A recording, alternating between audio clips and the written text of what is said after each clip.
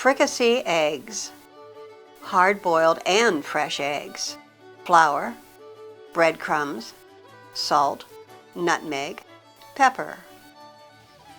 Mrs. Willard is away, but her hens did lay, and so on our plate today, eggs. Begin by hard-boiling your eggs. When cool, remove the shells. Older eggs will be easier to peel. In a fresh egg, the egg white is a bit more acidic. When cooked, this causes the whites to bind to the shell. Now let's speed up the peeling. Fricassee generally means a meat fried and then stewed in gravy.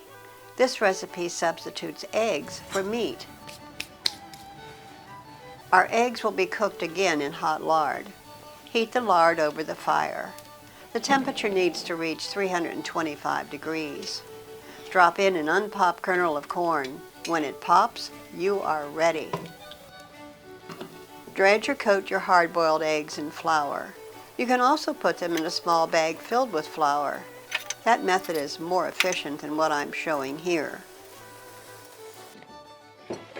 Break 2 eggs into a bowl and whip till blended.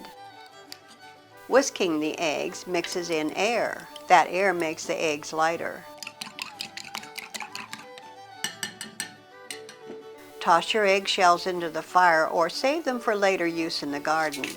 Crushed eggshells are good for tomatoes and strawberries. They add calcium to the soil. Dip the hard-boiled eggs into the whipped eggs. Coat them completely. A little liquid refreshment always helps the cook do her job cheerfully. Our salt, nutmeg, and pepper have been added to the breadcrumbs.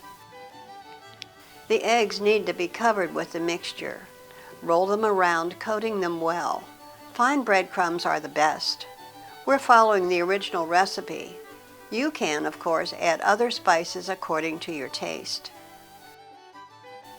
Our lard is now hot enough for frying. Place the coated eggs into the kettle. Try not to splash hot lard onto your hands, or you'll need some Turner's Cerate from Mrs. Willard to heal that burn. The eggs brown in just a few minutes. Remove carefully, draining them as you do. These eggs smell wonderful, but how will they taste? Place them on a platter, garnishing with parsley. The recipe suggests to serve them up with a well-seasoned gravy. That would be called a cullis.